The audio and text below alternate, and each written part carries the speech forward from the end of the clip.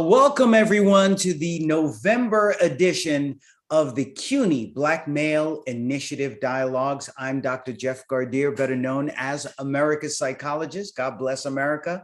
And I'll be serving as your moderator in lieu of Dr. Sean Best today, our fearless leader who will be, of course, providing us the spiritual guidance that he always does. He's an incredible leader, and congratulations to him and the CUNY Black Male Initiative. Actually, I've been participating in the CUNY BMI Advisory Committee for quite some time now, and was really proud to play a role in planning the 16th annual CUNY BMI conference, which was absolutely fabulous. I hope that you checked it out. It empowered so many people, and there was such great information. And we want to continue in that same kind of direction of giving you information that you can use so that you can't lose. So the topic of our dialogue today is Black athletes, mental health, wellness, and performance expectations, something that we've been hearing so much about in the news and with our Black athletes, and certainly the stressors that they have. And we have an incredible panel who will actually be helping us discuss this topic today. But first, some information on the CUNY Black Male Initiative. It was established 16 years ago with support from the New York City Council and then Chancellor Matthew Goldstein. Since its inception, the CUNY Black Male Initiative has worked to create systems of support to improve academic and career outcomes for Black and Latinx men, women, and through our 6 pillars, which are academic enhancement, culturally competent peer-to-peer mentoring, socio-emotional programming, diversity recruitment, institutional commitment, and advisory committee, the 33 funded projects work to give wraparound services to create places of belonging that cultivate success for our young Black men. The CUNY BMI project supports pre-college students, formerly and presently incarcerated students who I've met one or two of them actually at some of the BMI events, who are looking to complete their high school equivalency, as well as undergraduate, graduate students at all CUNY campuses, including the CUNY School of Law, Sophie Davis Biomedical Education Program, also known as the CUNY School of Medicine, and the newly added projects at the School of Professional Studies and the School of Urban and Labor Studies. So that's really what CUNY has been about. And please support their mission. They have a fundraiser coming up soon. I'll tell you a little bit about that towards the end of our incredible talk today. So in today's discussion, Black athletes, mental health, wellness, and performance expectations, our focus will be to examine some of the more important challenges facing our athletes, Black athletes, as they struggle to manage and maintain balanced lives, productive professions, realistic and unrealistic expectations, and a sense of everyday normalcy, whatever normalcy is since the pandemic anyway. And although young at heart and in their years, many have been forced to perform at peak levels to justify enormous salaries, while also carrying the burden of success on their shoulders, but in many instances may lack the maturity, may lack the experience, and the psychological stability, what we're talking about today, necessary to make the required decisions to maintain those elite levels and earn the victories. Let me add, we have many parents of student athletes and the students themselves listening and watching, so listen up. All of you out there, we are going to fill your tool belt and provide the problems, the challenges, and the empowerment strategies towards mental wellness and being an athlete. And I also want to remind everyone, please drop your questions and your comments because this is interactive. We want you to be part of this discussion with our great experts who I'll be introducing in just a moment. So use that chat function. I have it open. I'm looking to my right because I have 3 screens in front of me. Some kids never grow up. We still want to be Captain Kirk on the Enterprise. So I'll be managing the discussions as well as the chat function. By the way, a thank you to Ron West, who helped put this together. And of course, Jorge Alguera, who is running all of this, a future attorney and a great one he will be. So let me go right to our panel. Joining us, and you see him right in front of you, is Carl Banks. Carl is the former and great New York Football Giants all-pro outside linebacker. He's got his jacket on, so you know he is the man with the plan. He starred in the 1987 and 2001 New York Giants Super Bowl championship teams, and they haven't been the same without him. Let me add that too. He has made an incredible transition to civilian life by becoming a highly successful businessman. He's the president of his own clothing line called the G3I for men and women by, of course, Carl Banks. It's a major NFL franchise and licensee of pro and college sports team outerwear. And since 2007, Carl has been one of the most respected voices as game color analyst of the New York Football Giants radio broadcasts. And you can also hear Carl on Sirius Radio, NFL, and WFAN radio. And by the way, he is not only immunized, but he's also inoculated. I hope so, Carl. We don't want to start any stuff.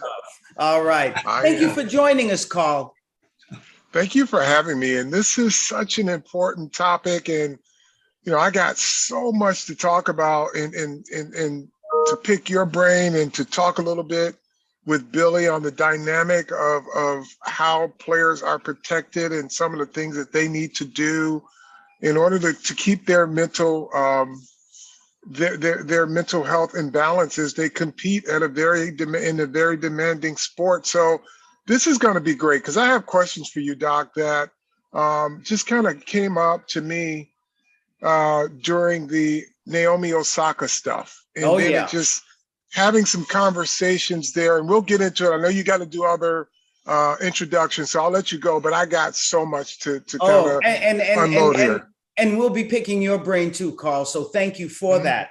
You talked a little bit about Billy Hunter. Billy Hunter, counselor. He's the former Syracuse University and professional football player for both the Washington Redskins and the Miami Dolphins. No longer the Washington Redskins now, right? Just Washington, Carl. Is that what we're calling them? That is correct. And thank goodness for that.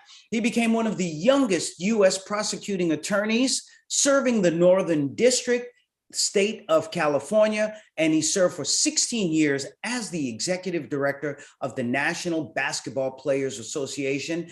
He is on a mission right now, driving to a location to take care of some business. So he's with us by telephone. Yes, we still use telephones. Everyone, please say hello to the great Billy Hunter. Billy. Hello. Yeah, thank you very much for the introduction, Jeff. I really appreciate it, and I look forward, as Carl has indicated, I think he's laid the groundwork. I look forward to a great participation in this event. Fantastic. Thank you, Billy. And I'm glad we got you in any way that we can get you. And last but not least is the man, Peter Westbrook. This man has given so much to his community. In the 1984 Summer Olympics, he was the men's saber individual champion and Olympic bronze medalist. He's the founder and CEO of the Peter Westbrook Foundation, a 501c3 not-for-profit that for over 30 years has used fencing as a vehicle in developing life and academic skills for young people from underserved communities residing in the New York City, New Jersey metropolitan area. He works with students of color trained by his foundation, and they have successfully competed at the local competed at the local, national, international championship and Olympic levels for almost 30 years. And let me tell you something, this man not only is so accomplished, but I told him offline, he has stayed in shape. He is going to be a fencer forever. On God, ladies and gentlemen, Peter Westbrook. Thank you for that introduction, Dr. Jeff. First of all, I want to thank Brother Ron West, for putting this on. Oh, yes. All of us. This is a topic that's dear to everyone's heart. So, Brother Ron, if you're listening, thank you. I want to congratulate and thank Brother Carl Banks, icon in our community, Billy Hunter, and you. I want to thank these guys because I remember in our church, Abyssinian Baptist Church, the assistant pastor, Rashad Hodder, and he said it's nice, it's beautiful when people have that mountaintop experience and then they go into the valleys and make a difference in people's lives. So I just want to thank Brother Carl, Billy, you, Dr. Jeff, for just doing what we do, making a difference. I like what you said. What did you say earlier? You said something about something that you can use so you can't lose. That's right. I got to remember that one. That's excellent. Thank you, brothers. All right. Well, thank you, Peter. So let's jump into it. Carl brought up Naomi Osaka. We can also talk about Simone Biles. We can talk about Sha'Carri Richardson. As we know, very respected, dynamic, accomplished young people, world-class performers in Olympic sports. Sha'Carri didn't make it this time because of the situation with the marijuana. I've got to ask you, and we'll start with you, Peter, since you are an Olympian.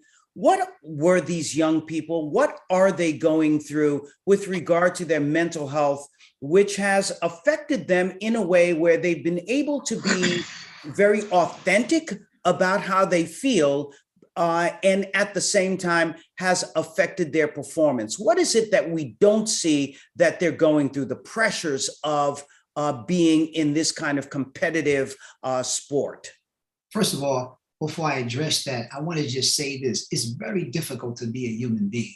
All human beings, all of us, we have pain, we have trauma, and especially Black people. We have trauma in this country from racism, from discrimination, and those things, if not dealt with, create monsters in you. Monsters like abuse, monsters like violence and drugs. So there are no exceptions. So when we talk about people like Naomi and Simone, I'm so proud of them. I got to say this. People don't look at it that way. I think we do. I'm so proud that they were able to use their platform, share their vulnerability and pain, because when they do that, it's Naomi, Simone, if they're able to share their vulnerability, the masses of our people can say, you know what? I don't feel so bad now with my pain. I can overcome just like they're overcoming. I want to say one thing. Is a white Olympian, Michael Phelps. I'm surprised. That blew my mind also because he's the iconic Olympian, meaning winning so many medals. And he has, since he's a white boy, he does have, we all know, white privilege. But even with his white privilege, what blew my mind was this. He went out and said his mental disorder, emotional disorder, taking medication and therapy. So my point is, when people like that share their pain, like Simone and Naomi, it makes everybody want to be healed. It makes everybody say, if they can do it, I can do it. If they're in pain,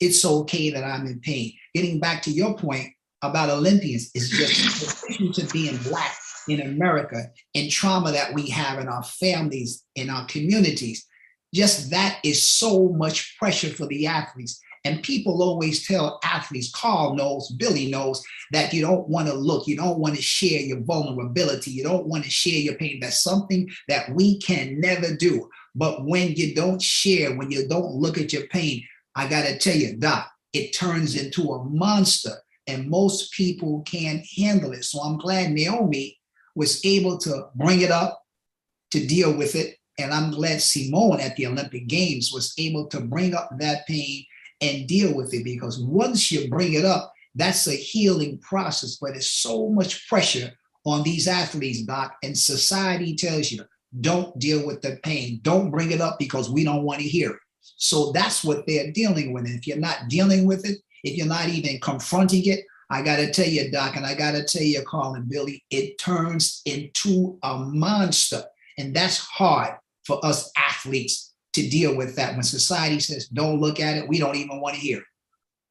Yeah, and it's amazing they say that, right, Carl? Because, you know, being a world-class athlete, as all three of you have been, people just tend to be one-dimensional in their thinking, and they're like, oh, all they need to do is have natural ability and just practice, practice, practice, practice, Right. and then they can go in and just do the job. But it's so much more than that, isn't it, Carl?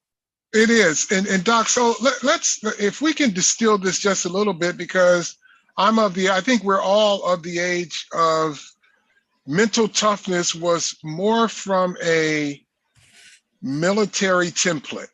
You know, if you played sports in the 70s and the 80s, there was always this military, you got to be tough, you got to be mentally tougher than everybody else, you can't show weakness, right? So we've graduated from that, thankfully, that people can express their true feelings. But the one thing that I think we miss as, not as athletes, but those who train us as athletes, we see video after video of athletes training, right? So we hire people for the skill set, refining the skill set. But I think the next evolution of training has to be someone who can marry that skill set and train the mindset as well.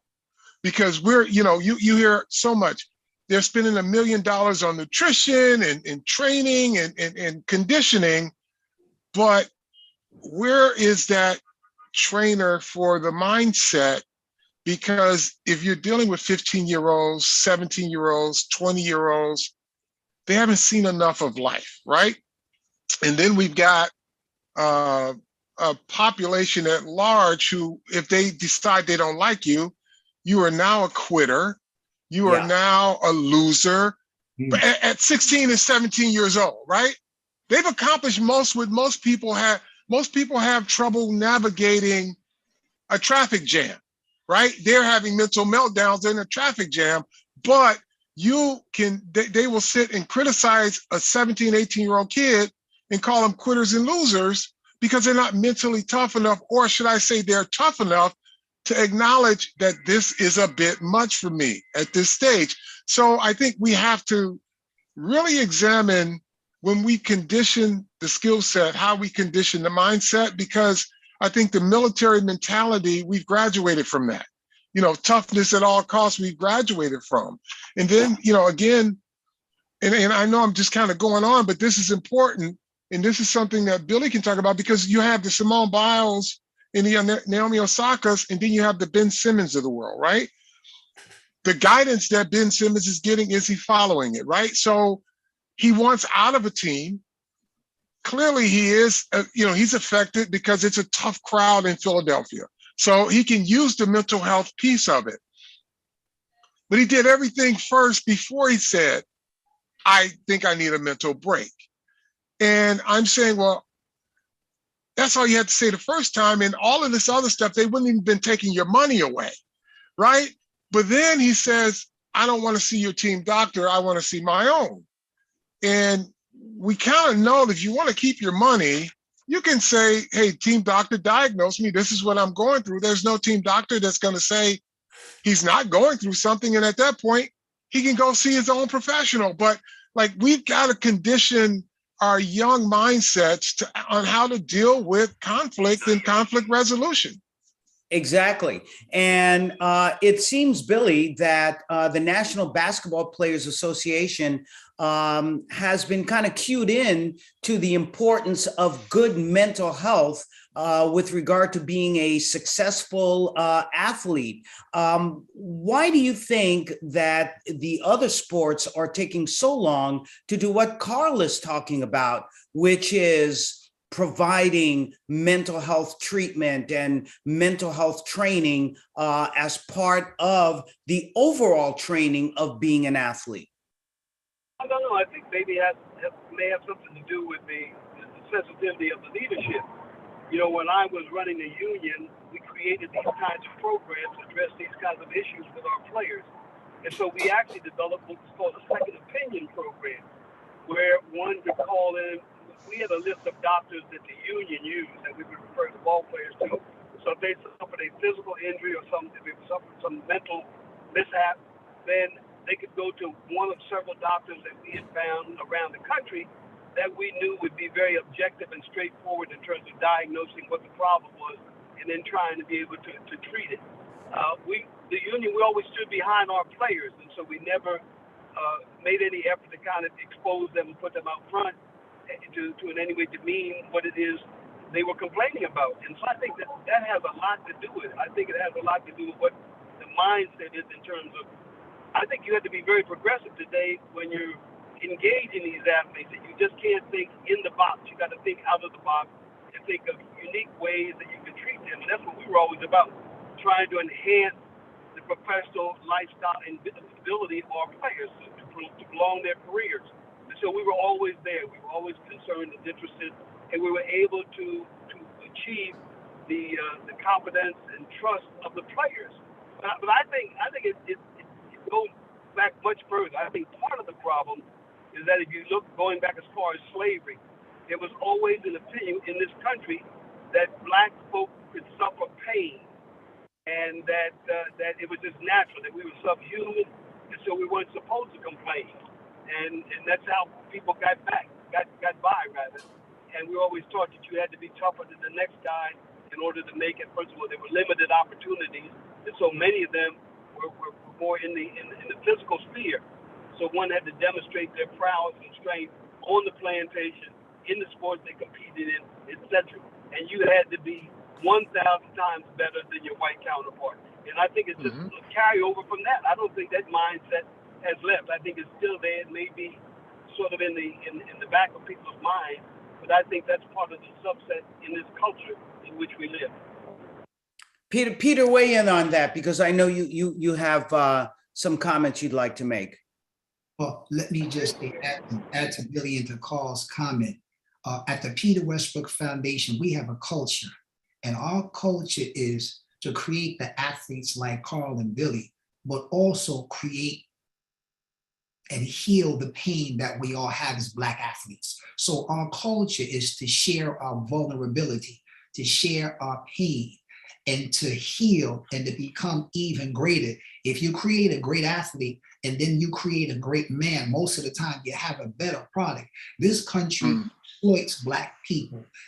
I love this country, but this country exploits Black people. It exploits Black athletes, and nobody really cares about our mental health and our mental wellness. Nobody really cares. So that's why I'm so glad about this podcast, because Carl, Billy, you, Dr. Jeff, can share and uplift to our people, which most professionals, most industries, most psychologists, most psychiatrists, people don't care. So this podcast is so special to see if Carl, if Billy, if you, doctor, if we're sharing our pain to uplift our children, hey, we can make this more of a normalcy as opposed to a rarity. So at our organization, we make this talk, this conversation more of a normalcy so the athletes can produce and go to the Olympic Games. But the pain always still come out. The trauma always still come out, but we have a platform that we can address. And in this country, like I think Carl or Billy said, we don't really have that platform for people to bring it up, to share, to shake that racism, to share that pain away. But I'm so glad we're doing this here, brothers, because we need to do this more often, create more platforms like this so people can see this is normalcy, what we are doing and talking about, you know? You know, so that's interesting too, Peter and Dr. Jeff. I want you to kind of chime in on this, because as we know as athletes, sports is the great escape, right? So you can escape the world's problems into your arena and do your thing, right? But at the end of the day, that human being is still a microcosm of society and that society that he comes from. So for that 5 hours, he can be totally isolated and focused, but yet still be undeveloped, you know, in terms of his personal growth and development, in terms of healing. And Dr. Jeff, like, so when you're dealing with people that are a microcosm of our society, let's take the athletic part of it out, and then you can address how you can take that kid who can escape into his sport, but yet has to return to a mental mindset. How do you deal with that? How does that process begin in terms of helping develop the whole person, not the athlete who can escape it for 5 hours? Yeah, Colin, that's a great question. And I think this is something that I deal with a lot, because I do have youngsters who are becoming athletes or who are already athletes. And yes, they can escape into that world where they're admired, where they're seen as superstars and so on, or developing stars. But when they come back into that environment of being in an impoverished area, right? Or where they have to deal with a community where there's more pollution there because there's more car traffic, or they're being traumatized over and over again by gun violence in their neighborhoods. So what I don't see happening with some of the training, and Peter addressed that, and Billy addressed that to some extent, is that by not looking at those situations and legitimizing those situations, and knowing that these are the extra burdens that they carry, which reflect the experience of Black America when they're going back out onto the field, they can't separate that after a while. And we've seen in the entertainment industry, we've seen it in athletics, where we have had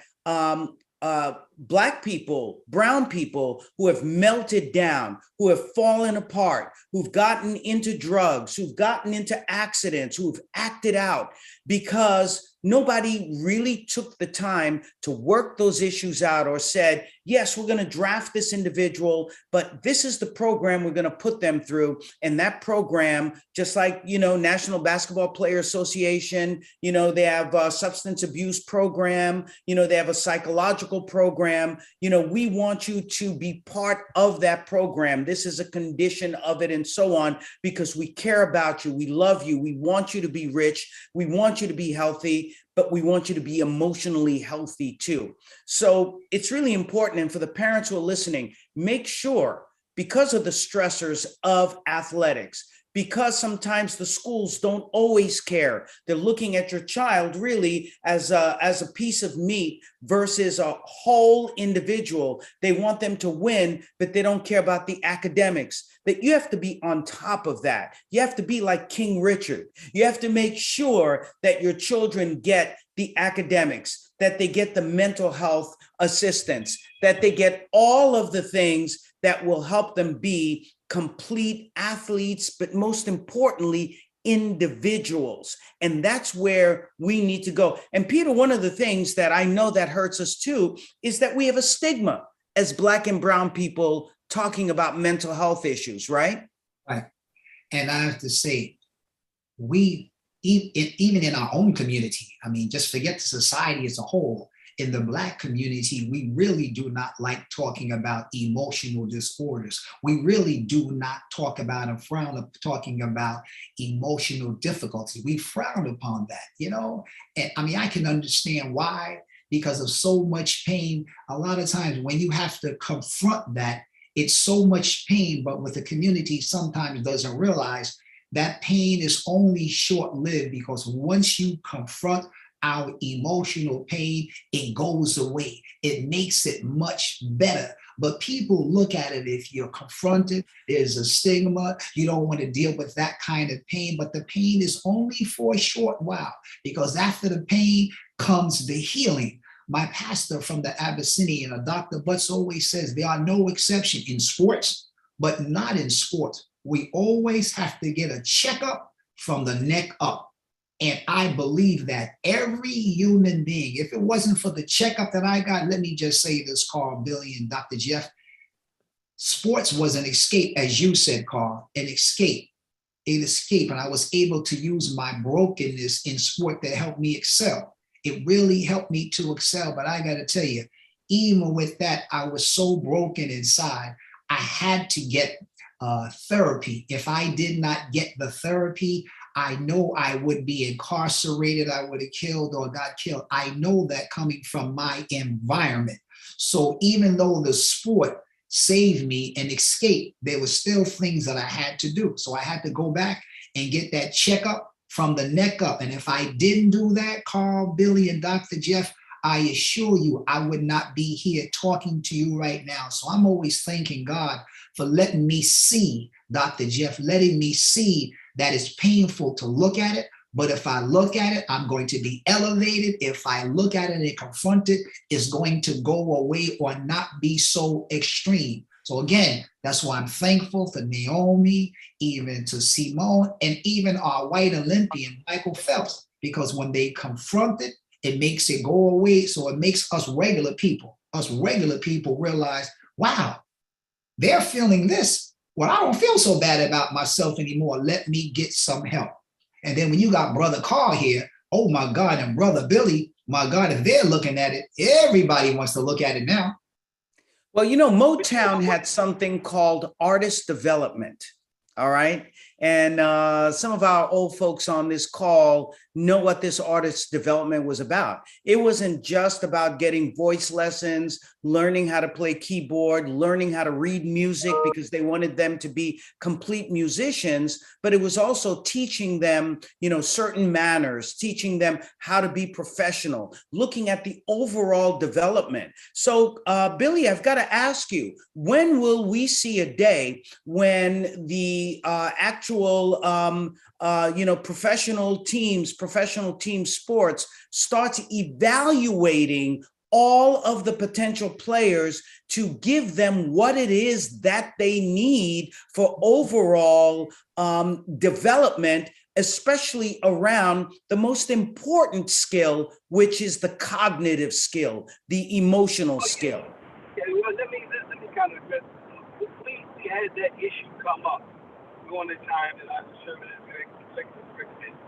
One of the concerns about the players was their fear that in the process of going through the examination, a team might find something that they could later use or exploit to in some way or another either limit or not give a guy the max contract that he deserved when he became a free agent, etc.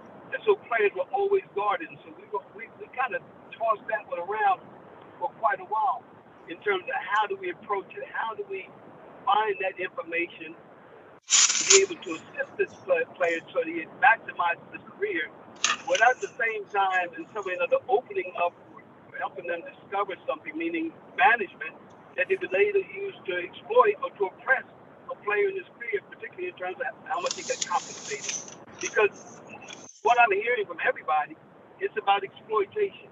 You get exploited by the system, you get exploited by the people that train you. And what we're finding now more than ever is that athletes are either getting exploited by their families. Because mothers and fathers, particularly I see a lot of single mothers who look to their kids as being their way out or their opportunity.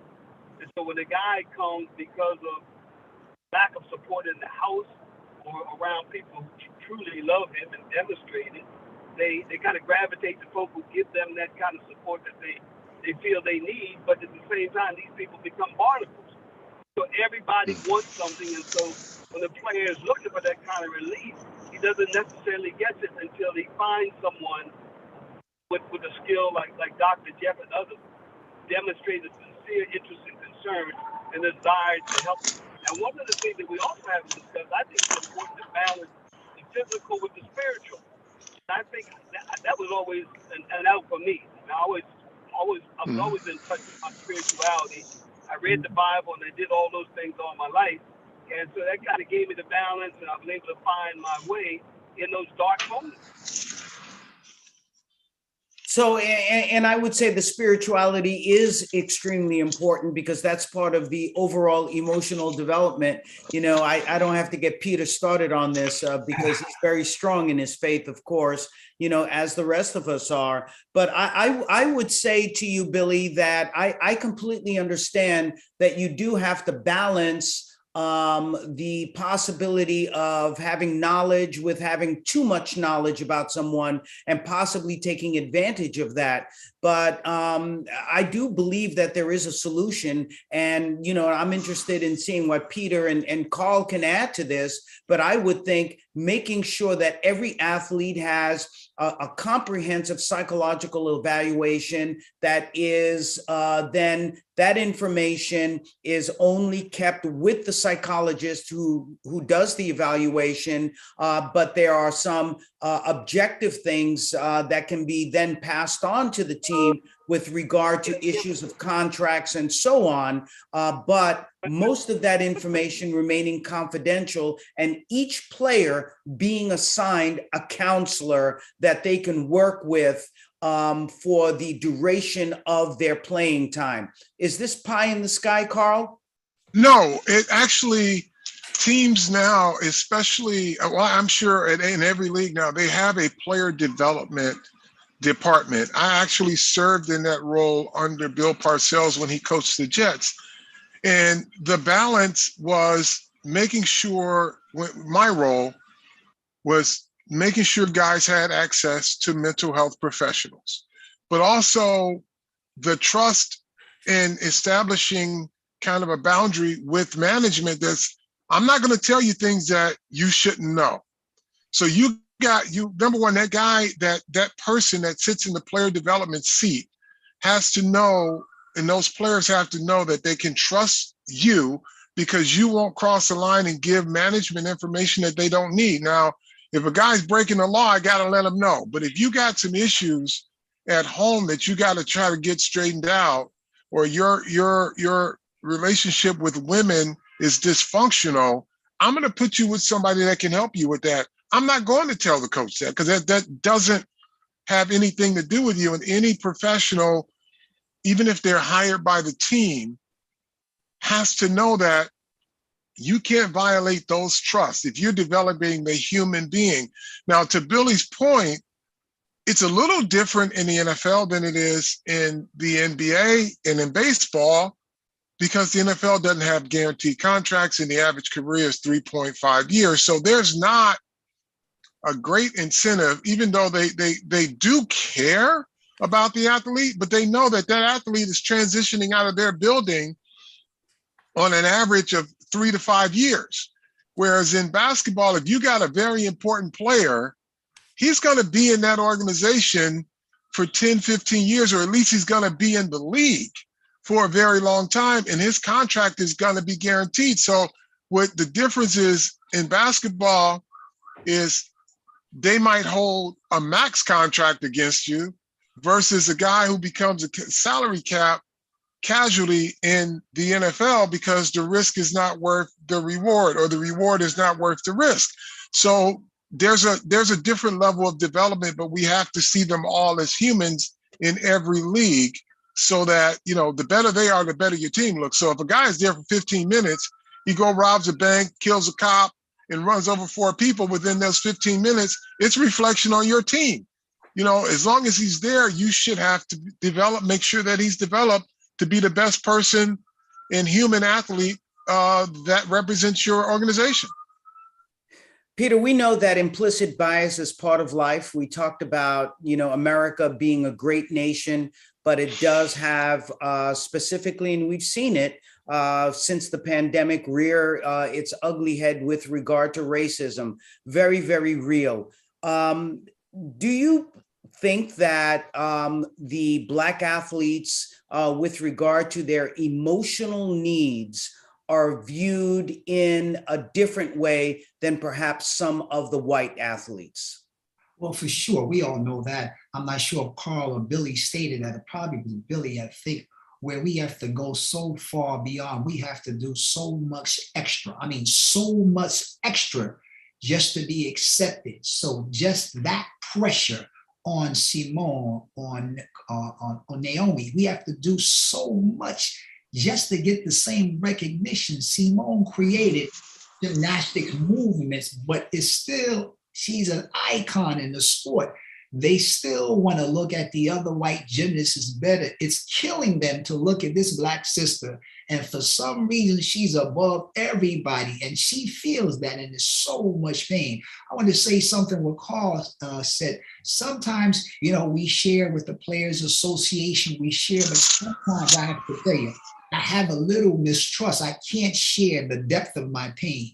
I can't share the depth of my soul. I mean, I can share a little bit, but because of exploitation, I'm always feeling somehow they're going to use it against me. I always feel that way. So I'm a little more apprehensive.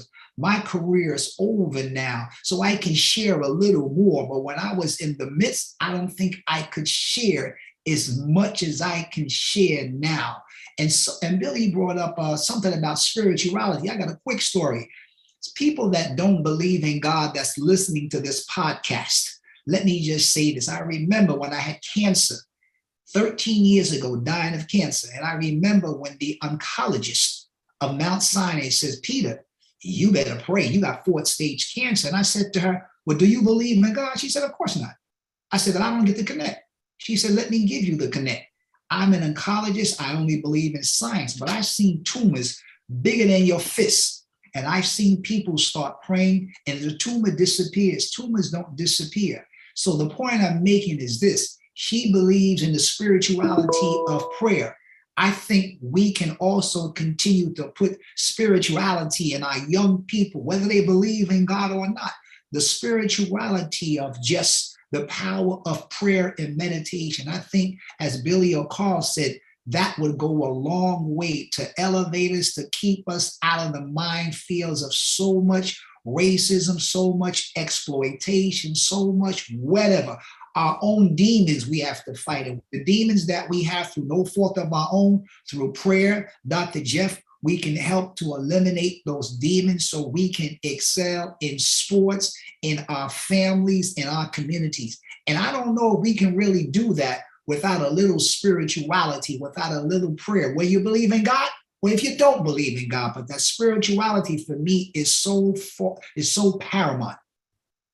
But I would think part of that, and Peter, I agree with you. I don't know if you all know Carl. I don't know if you know Billy, but I'm also an ordained minister too. Oh, I didn't know that. Yeah, I actually attended ministry when I hit, I think around the age of 57. I had my midlife crisis. So instead of looking for a divorce and buying a convertible, I figured let me go ahead and get closer to God. So I agree with you. So I think part of that, though, is about how do we, whether as, past professional athletes, as you, Peter, you, Carl, you, Billy, how do we get you to be the mentors and to give the example of not only good mental health, which smashes the stigma? Naomi and Osaka have done that, right? Naomi and Simone have done that by talking about their issues. Michael Phelps has done that by talking about his mental health issues. But who do we get in the Black and Brown community to begin talking more about the importance of spirituality in order to become a more whole and healing individual? And if we can do that, I think then we could see that role much more, the role of spirituality. We've seen it in music, but we haven't really seen it in the athletics. Well, let me tell you what happens in the NBA. Before each game, there are a group of players, those who are believers. They get together, both teams, and they meet with the pastor, and they have a Bible class and a prayer meeting for the game, and then they break off and go to their respective teams, their locker rooms, and they go and play the game. But you'll see anywhere from 10 to 15 of the players of the combined teams in the prayer meeting before each NBA game. It has been going on for years. Wow, I'm impressed. I'm impressed with that. And that's amazing. And that's what we need to see more of. So being those role models, let's talk about something. Let's switch topics for a second here. Role models. I want to talk a little bit about Kyrie Irving, Brooklyn Nets. I want to talk about Cam Newton, who I understand has just joined the Panthers. I want to talk a little bit about Aaron Rodgers. You know where I'm going with this. I'm talking about the whole idea of people not being vaccinated, being the quarterbacks, being the star players, being the role models, talking about safety. And I know a lot of people have a lot of different opinions with regard to vaccinations. Aaron Rodgers talked about when they asked him, he said, I was immunized. We, of course, learned, and I knew it right from the beginning, Carl, that, immunized means he wasn't vaccinated. It was a homeopathic thing that he was doing, not to put down homeopathic medicine. It does work, but it ain't the vaccine, right? So, bottom line is, do you think that people like Kyrie Irving and Cam Newton, since we as Black people are overrepresented in COVID-19 cases, overrepresented in COVID deaths, underrepresented in getting the vaccine, do they have a special responsibility to be front and center as to the importance of the vaccine and good health? And I'll just put it out there to any of the three of you. And by the way, please send us your comments, send us your questions, drop it in the chat. Let us know, what do you think? Do they have that responsibility? Carl. So Jeff, I think that when you're in an occupation, in a sport that has pretty clear mandates on safety and health, you owe it to yourself to decide, number one, I'm going to get all of the information, not listen to a side that I want to agree with, to validate my position on a vaccine. Let me get all the information, because what I find ironic with athletes in their position on what goes in their body, they haven't questioned not one anesthesiologist when they've got to go under for surgery, the Toradol that they put in their body. For years, guys were popping Advil like it was candy every time they had, and then you find out that it was destroying their livers, right? But no one asked those questions when they were taking them. So why not just get the information, not get information that feeds or validates a position that you want to have? Just like with his Aaron Rodgers thing, all of a sudden we find out he didn't talk to doctors. He just talked to people who got sick, right? Never talked to a doctor, but then he talks about how he heard certain things if he takes the vaccine, that he may not be able to have kids, or he may not. So all I'm saying is, look, you're entitled to your position, right? You cannot hold your employer or your teammates hostage with that position. So if you don't want to do it, we don't have to accept you back into our organization uncommitted to the same thing that everybody else committed. So listen, if somebody doesn't want to be vaccinated, just keep everybody safe and stay away, but don't try to have your pie or your cake and eat it too, like Aaron Rodgers did. Does Kyrie, I'll ask again too, Carl, do you think that Kyrie and folks like Cam, and I don't know where Cam is with this now, whether he is Cam's vaccinated now. Yeah, now he's vaccinated. But do you think that the professional Black athletes, Olympians, future Olympians have a responsibility to stepping up front? And Billy, maybe you may want to answer this with regard to vaccination, because as we know, at the end of the day, if we're talking about good mental health, then we're also talking about good physical hygiene too, aren't we? Yep.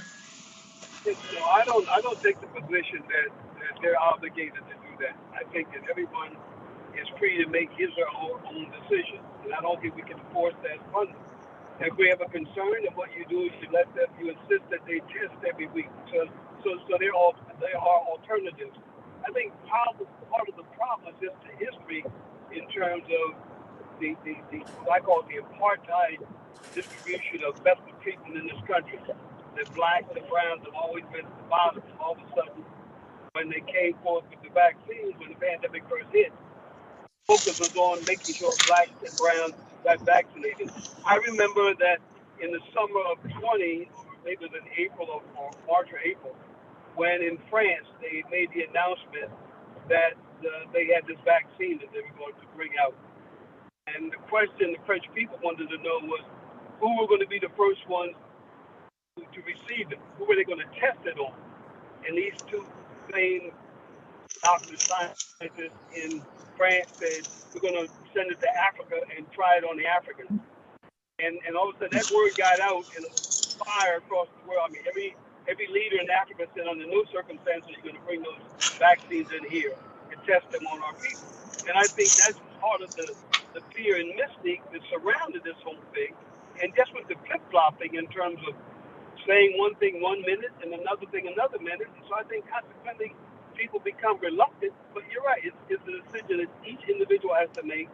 I think in Kyrie's case, Kyrie's decided that if he has to lose $34 million, he's prepared to lose $34 million. I think that's how committed he is. And so in a way, I respect him for it because he has decided, he's demonstrated that he has a strong belief and he's willing to suffer whatever consequences of it. But isn't that a belief though that's based on misinformation? I don't know that. You don't know what information he's got. First of all, I think it's one-sided in terms of the information that's out there. Why can't we have a public discourse where both sides are presented? You know, I've done a lot of reading and studying because I've advised a lot of guys, but I think there's a group called the American Frontline Doctors. They're about 3,000 doctors, and they're saying that they take a contrary position. I saw Robert Kennedy Jr., who brought a lawsuit against FDA and everybody else saying that people shouldn't be mandated to have the vaccine, and they definitely shouldn't give it to children. And there are all kinds of reports coming out of Europe and everywhere else that are contradictory to what we're hearing here.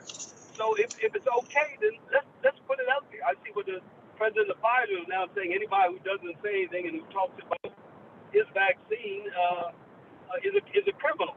They're tantamount to a criminal. So there are all kinds of indictments being made against folks. And then so I'm not an advocate for not getting the vaccine, but I'm an advocate for let's do this thing fair and just, and let's look at both sides and make sure that there's enough. So here's the issue as I see it in terms of Dr. Jeff's point in terms of being a role model, right? So whatever the information, whatever your side is, we do know that there are in the Black community, the information or the correct information is slow to get there. And it's low information in some communities, right? So if they're looking at their leaders, whoever their role models are in sports, and they take a position, there's a good majority of the people that follow them that will kind of adapt that position. So what I'm an advocate of is getting all the information out there.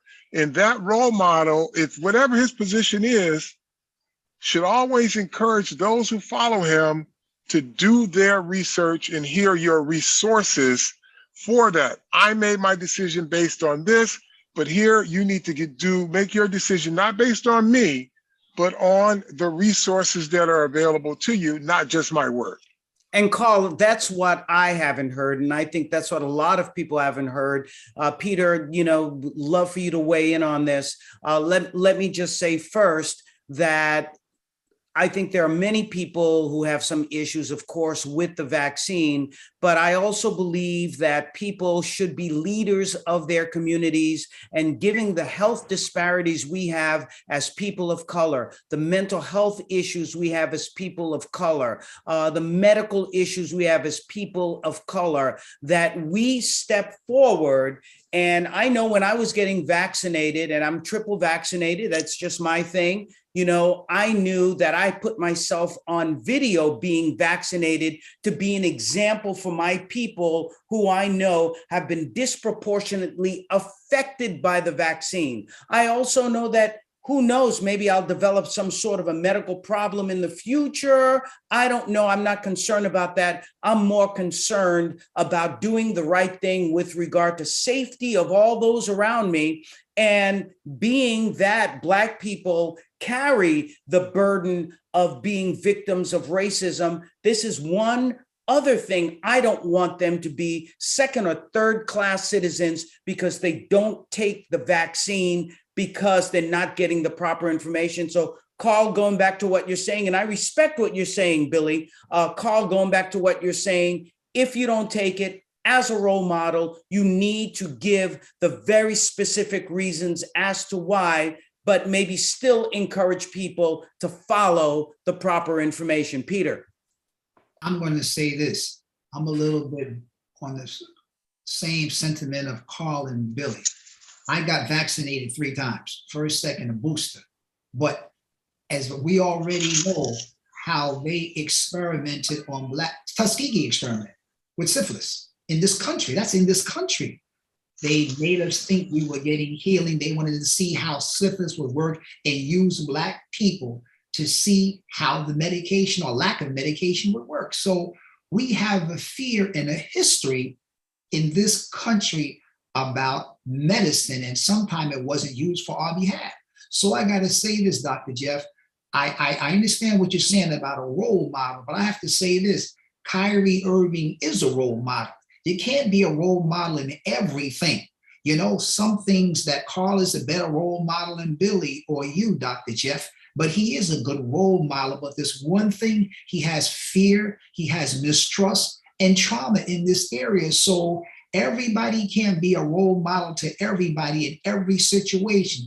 Dr. Jeff, I'm sure there's some situations that in your life where you're a role model in most times, but there may be 1 or 2 situations where I may look at you and you just say, I can't step up as a role model in this area because I just don't feel it or believe it because of my trust. So I'm going to give him a little extra play and just say, I'd like him to step up. I'd like him to get the vaccine, but I do understand we got to give him more information. But I'm going to say, I'm still going to allow him to continue to be a great model, role model that he is in so many other areas. I don't want to take that away from him.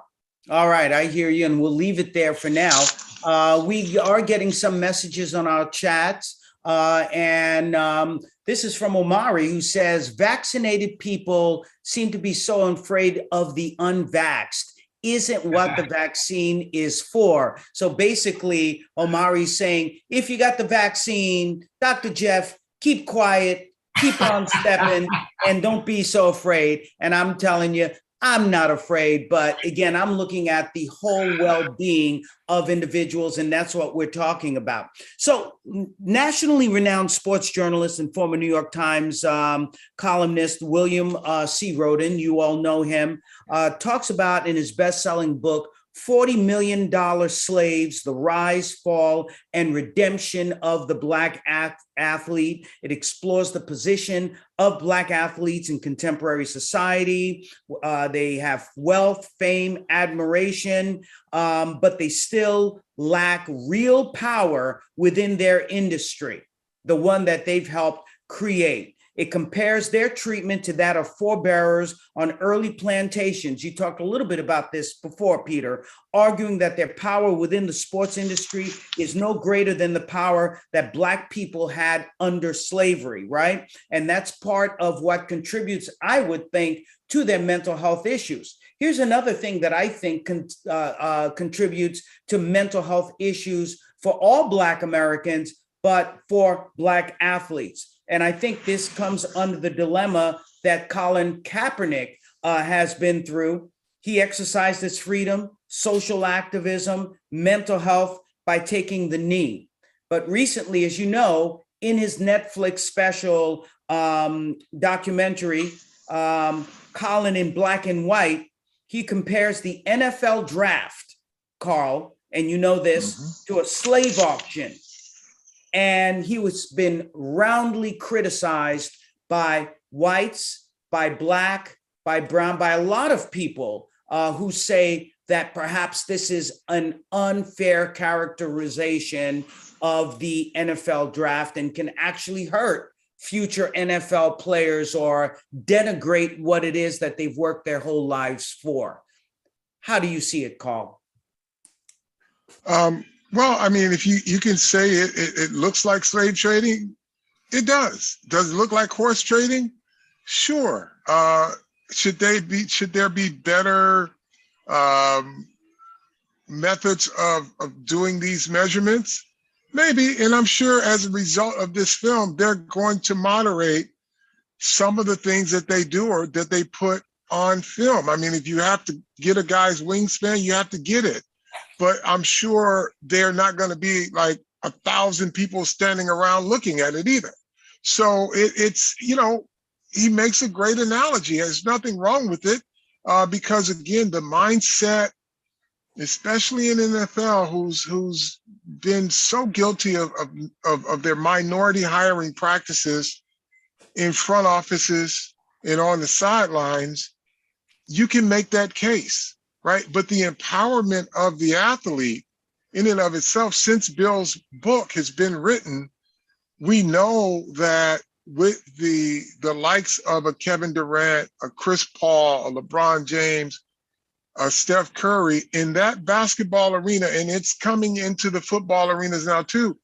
These guys are getting more and more power. Like they have ownership in other sports leagues and other sports teams, something that would have never been thought of. So that money is not dirty money anymore. That money can integrate with the other billionaires of the world. And I think that's important to note, that there is a pathway when you look at how these guys have created opportunities. And it's, you know, and the beautiful part about it is that because there is a new generation of wealth that happens to like athletes and don't look at athletes as the help, you know, because these are kids that are creators themselves. So they don't look down on you as the help, and I would never do business with you. It's like, come do business with me. Come buy into this. Come buy into my team. Look at the Utah Jazz new ownership.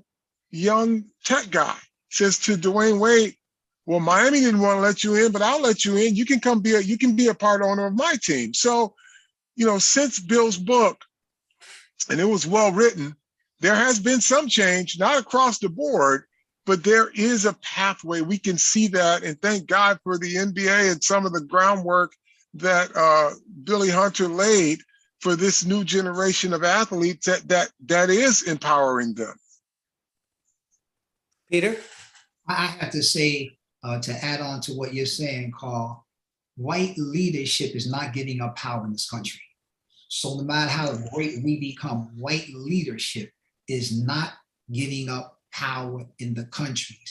Owner of the NFL, owner of the WNBA, NBA, they're not giving up power. So for me, when I look in Colin Kaepernick, he's my hero. He's my hero because when you see a brother that will risk everything to speak out, to rock the establishment, get on a knee and make that stand, that is my hero. And you know what? Even though we can't see it, I know it has made an impact. I remember Muhammad Ali. He was frowned upon, the whole country. Oh my God, he rocked the establishment. So he went from the enemy of this country, now a hero of this country, Muhammad Ali. So I believe Colin Kaepernick, I believe the same thing is going to happen. He rocked the establishment. A lot of things we may not agree, but some of the things are true. And I think down the line, you need heroes like him. And down the line, he will be looked upon as one of our greatest heroes. But when you first rock the establishment like he's doing now, and like Muhammad Ali did, oh, it's hard for them to take. They're going to really try to criticize him. They're going to try to. Yeah. Peter, it was almost prophetic that what Colin Kaepernick's peaceful protest quietly did foreshadow what was yet to come with George Floyd. So he peacefully said it. They asked him, he said why he was doing it. Right. Then all of a sudden, it became a power trip because he didn't bother anybody when he was doing it. And believe me, networks have the flexibility to put their cameras wherever they want it during the national anthem. Because if someone ran across the field butt naked, that camera wouldn't follow them, right? They would move that camera away. So they chose to try to make Colin Kaepernick the focal point of negativity and disrespect, right? Yet to come, 3 years later to see the world on fire as a result of the things he was trying to bring attention to. Right. Amazing. Very well said. Very well said. Well, what did Martin Luther King say? Truth, though crushed to the ground, will rise again. So I would quote Martin, and I quote Frederick Douglass, who said, power without a struggle conceives nothing. Right. Mm-hmm. Absolutely. And I think the greater point here, and part of what perhaps Kaepernick may or may not have said, is that there is a mentality, it seems to me, that the players, whatever league they're in, whatever the sport they're in, that the owner is the owner. There is a name. It's called the owner. And sometimes people make that deal where they say, you own me, but you will pay me. It is, perhaps a relationship that can be as equal as one may try to make it. But I also saw it, Carl, when Kaepernick was taking that knee, that it was an expression of racial trauma, of his own mental health, of a freedom. And President Trump at the time inflamed those racial tensions. We saw that the owners, the NFL owners, it appeared to me, and I may be wrong, you please correct me, I'm a psychologist, not a sports analyst, that many of those owners were upset about it. They didn't want to hear about it. It took many years for them to finally come around and allow this expression of mental health and mental wealth. But by this point, Kaepernick is no longer playing, or did not seem to be allowed to play. Am I off base? Well, here's the where the irony is thick. For many years, players weren't even on the field during the national anthem. They were in the locker room. And when Donald Trump owned the team, his team was never on the field during the national. The teams never took the field until the national anthem was over with. But because it became a revenue stream with donations from the military and these flyovers and whatnot, then it became, okay, we want every team on the field for the national anthem. But that never was a standard. It wasn't a requirement. If a guy wanted to stay in the locker room today, he probably still could.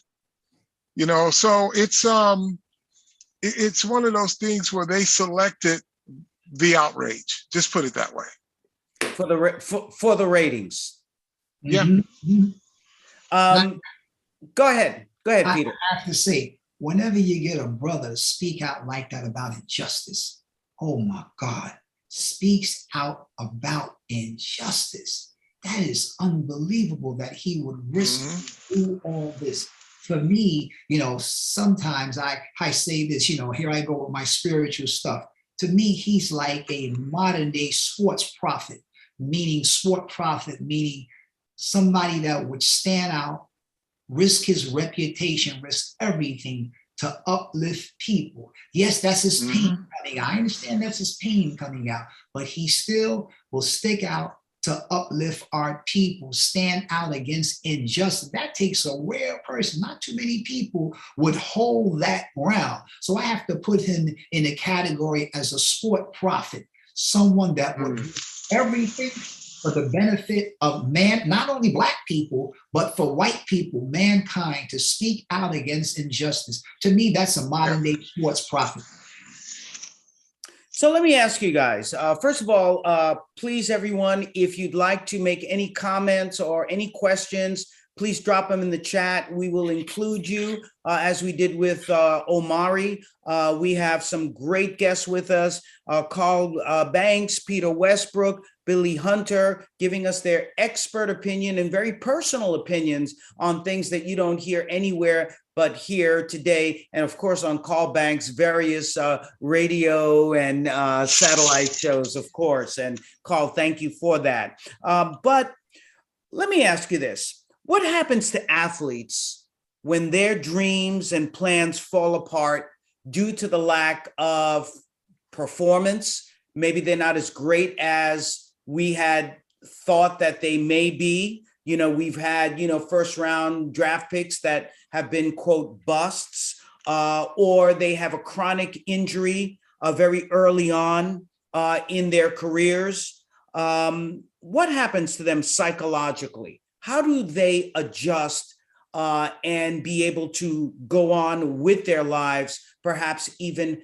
outside of sports? And I think a lot of parents need to know this, because their child, who they may think is a superstar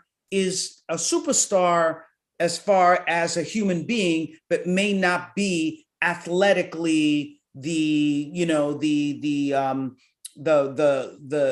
person who we think that they are.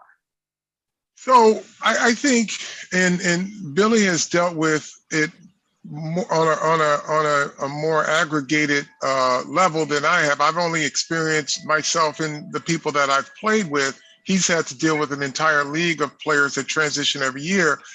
But I think it again comes down to the development of the person, right? And developing of interest outside of the sport.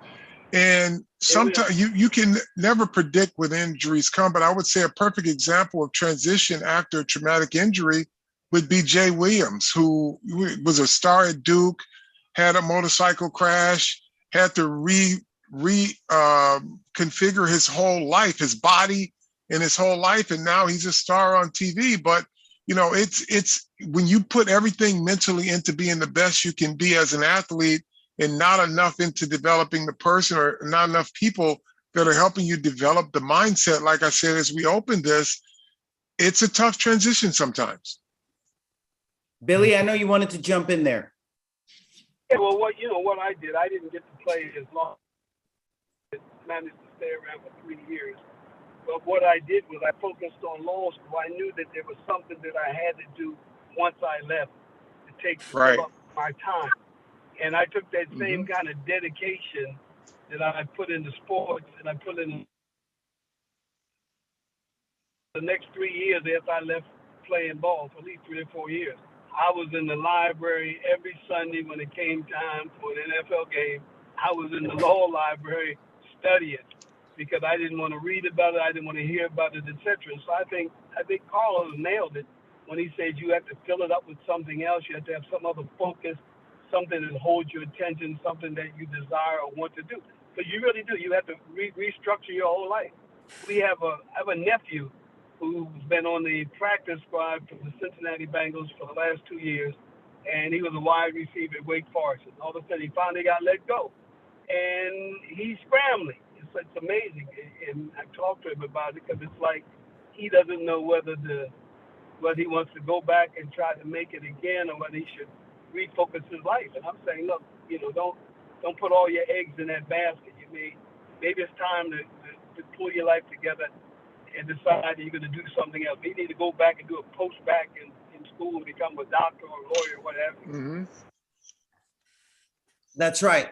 Peter, in the work that you do in the community, how do you develop the overall individual so that perhaps if they don't get to the Olympics or, they follow some other sport and, they become a journeyman and not one of the superstars so that they can handle that and have a life, have an education, have resources for the future?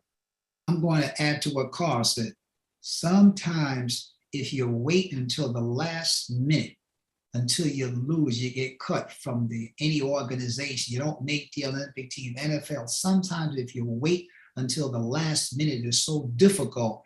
That's when people get so depressed, sometimes suicidal thoughts. So we always tell the kids early, sometimes it doesn't work, but we always try to train them and show them that you have to develop other skills. It doesn't make a difference. One day your career is going to be over.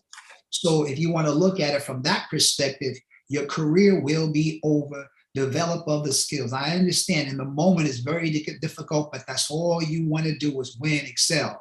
But we tell them you must develop other skills. If you wait until the last minute, it can be done. It's so painful. You might have so much depression and suicidal tendencies if you wait until the last minute. So to prevent that, you want to start developing other skills now. You have to. You're not going to be a player for the rest of your life. You're not going to the rest of your life. You have no choice. So just look at it from that perspective. Not if you get cut or if you break your leg, your career will be over soon. So you have to develop other skills. That's what we tell. But that's not easy to do, Carl. I mean, it's not easy, It's not. No, it's not easy, brother. But the interesting thing about this is that the athlete, if they've competed at a high level to whatever degree, they have the requisite skills to transition because they've dealt with self-discipline, they've dealt with adversity, they've dealt with all the things that life is going to throw at you. They've already dealt with it. It's just a matter of reconfiguring the mind to apply those skills that you've already have developed, like defeat, victory. How do you recover from that as an athlete? It's so much easier to do in life than you do, because just think about in football, right? Success, failure within 45 seconds, right? You got to get up and not fail again the next play, right? In business, you can have a bad quarter. You got another quarter, another 3 months to get it figured out. In sports, you got the next play to figure it out while under duress, right? While somebody is applying physical pressure on you. So if you can function in that environment, you have the mental tools. Right. They just have to be reconfigured to apply to another. And the more you can apply that early on, the better your transition will be. And it's amazing, isn't it? It is amazing to me. People don't understand that these athletes are actually brilliant individuals to learn those plays, to be able to hone their bodies, to have that kind of training, to be able to perform at such an elite level. But they tend to see these athletes, and I think this is now where we see that implicit bias come in, especially if it's an athlete of color. Oh, this guy's just mandingo, just a pure, physical person, and there's nothing cognitively going on, Peter. Right, but when you, like Carl, what you said, but sometimes you get so absorbed. Athletes that are so successful can make those decisions within 10 seconds, 20 seconds, 40 seconds. They can do anything. But sometimes you're so absorbed, somebody has to tell you. So when they hear the podcast, when they hear you, Dr. Jeff, Billy, Carl, when they hear that, they can adapt, maneuver, and absorb that. But unless somebody tells them that the brilliance that they're able to perform is beyond most human beings, but somebody has to just tell them, brother, your career, you got to do it now. You got to look at others. You can do anything, but you still got to tell them, because They were so absorbed, nobody told them that. But once you tell them, Carl, Right. once you tell them, Dr. Jeff, I believe they got it, but they got to hear it, and somebody has to tell them. Billy, Yeah. how do we get the messaging out to these young athletes that we believe in you, not just your physical ability, but we believe in your cognitive ability. We believe in your intelligence. And when you're done playing, we want you to become an attorney or a business person or a coach or an owner or a physician or whatever the case may be. How do we get that messaging out, especially to our most vulnerable athletes, the athletes of color? I think you have to surround them with role models. I think in every instance where you've got a program going, it's important to bring them into the high schools, the junior highs, start it early, introduce it at church and through other social organizations where we begin to tell them what is important and give them greater value to something other than sports. That it's important to be academically sound, to be able to do something else and get the same kind of recognition and satisfaction that you get from playing sports. I mean, I could remember when I look back in the 60s, I remember when black football players couldn't be linebackers because they said they weren't cerebral enough. And it was a joke. It was a joke because once you put any brother, give any brother any shot in any position, after a while he owns it. And Exactly. I went to high school with David Robinson, who played with Green Bay and played in Penn State. And so Dave and I were in high school together. This guy graduated at the top of the class, but it was finally Vince Lombardi who gave him a chance to play linebacker. He'd been a tight end at Penn State. But Dave was bright as all get up. And I think Willie Lanier, if I remember, was the guy who really broke it open in the AFL because he played linebacker with Kansas City. When I was there, brothers couldn't play free safety. They put all the brothers on the corners. So if you're going to make an NFL team, you have the defensive back, you had to play quarterback. And so every brother that you came to compete with that they brought in, there must have been 20 or 30 of us in the same position. So we killed each other off. Yeah. Absolutely. Listen, I can't let the time go away without asking you, Carl, and of course you all can weigh in on this. Is the NFL making any progress with regard to TBI protocols, traumatic brain injury, traumatic brain concussions, and so on? We know that so many players affected by this, black, white, or other. And, when we talk about mental health, that can become a mental health issue because we're talking about someone's complete personality being changed, cognitive issues with regard to these brain injuries, Carl. Yeah, I think they are making surface changes. And I think as the more the research comes in, the more they're implementing more safety protocols. The game is changing. They've made it safer. Some people don't like the new rules, but I think it's a direct function of the information that they got and the exposure that they got that they already knew about brain injuries. And I think now they're saying, okay, we're going to acknowledge this much of it. We know that the sport is dangerous. We're going to try to make it less dangerous, give you less practice, give you better helmets, take the use of the helmet out of every play. We're going to penalize you for it. So they're doing things on the surface. And I think as more information gets to them, they're making the behind the scenes adjustments as well. Like they have concussion protocols. They won't let a player stay in a game. If an independent observer sees that a guy doesn't seem to be functioning well, they'll take him out. Well, let's make sure they also put those things into Pee-wee leagues and as well high school and college. That's really important because it is at the end of the day about the mental health. Listen, guys, you've been absolutely fantastic.